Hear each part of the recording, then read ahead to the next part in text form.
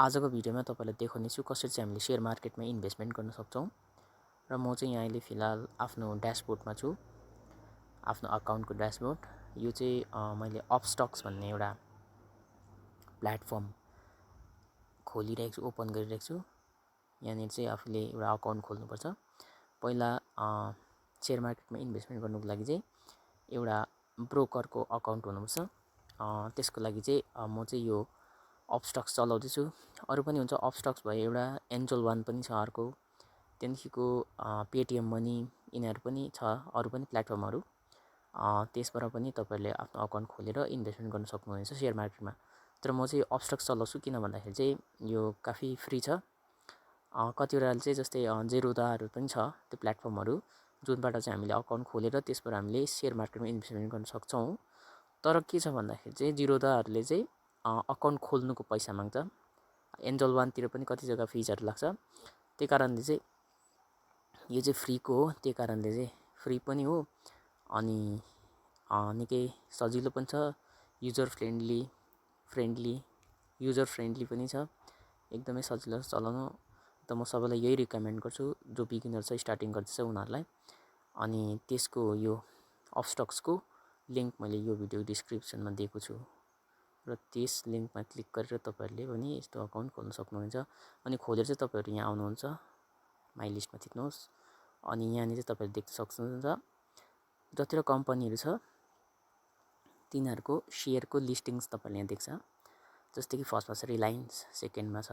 TCS त्यहाँदेखिको छ HDFC bank यिनीहरु सबै कम्पनीहरुको शेयर हो र सपोज एक्जाम्पलको लागि म तपाईलाई देखाउँछु रिलायन्स को शेयर अब यदि किन्न मन पर्यो भने चाहिँ हामीले यो रिलायन्समा थिच्नुपर्छ अनि थिचेपछि चाहिँ हामीले यहाँ मुनि गएर बाइ ग्रीन कलरमा यहाँ बाइक अप्सन छ यहाँ निर क्लिक गर्नुपर्छ क्लिक गरेपछि चाहिँ यहाँ निर यस्तो खालको अप्सन आउँछ यहाँ चाहिँ हामीले क्वान्टिटी फर्स्टमा छ यहाँ निर हामीले कतिवटा किन्नु भने क्वान्टिटी मतलब चाहिँ कति वटा चाहिँ हामीले चाहिँ किन्नु पर्ने जस्तै एक गरे मैले यसको प्राइस चाहिँ फेरि उमाथि 2490.40 पैसा यो चेन्ज भइबस्छ यो चाहिँ अहिलेको प्रेजेन्ट टाइमको प्राइस हो एउटा शेयरको यो रिलायन्स कम्पनीको र अब आफूले किन्नु अझै ज्यादा मन पर्यो भने बढाउन सक्छौं 2 3 4 यसरी बढाउन बित्तिकै यहाँ तल प्राइस हाम्रो रिक्वायर्ड यहाँ मुनि 12,458.25 भएको छ यो यसरी बढ्छ हामीले सपोज हामीले यो 0 देखिको 5 देखिको 1 गर्यौं भने प्राइस कम्ती भएको त्यहाँदेखि हामीले यो रिभ्यू बाइ अर्डरमा थिच्यौं अब हामीले सबमिट अर्डर गर्यौं भने चाहिँ हाम्रो एउटा शेयर चाहिँ रिलायन्सको किनिन्छ त्यो किनेपछि चाहिँ हामीले अर्डर गर्नु बित्तिकै हामीले अर्डर गरेर एकछिन बादमा हेर्यौं भने चाहिँ यहाँ अर्डर सेक्सनमा यहाँ आएको हुन्छ त्यहाँदेखिको चाहिँ बाइ पनि कम्प्लिट प्रोसेस भइसकेपछि हाम्रो यहाँ पोर्टफोलियोमा गएर यहाँ बस्छ हाम्रो जति पनि शेयर्सहरु किनेको छौं त्यो डल्लै यहाँ लिस्ट हुन्छ त्यहाँदेखिको तर यदि हामीले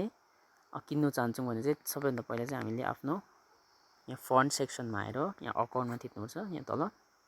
अकाउन्टमा थिचेर यहाँ फन्ड सेक्सनमा आएर चाहिँ यहाँ निर अहिले टोटल क्याश मेरो 00 देखाउँदैछ यहाँ निर एड फन्डमा थिचेर एड फन्ड्समा थिचेर चाहिँ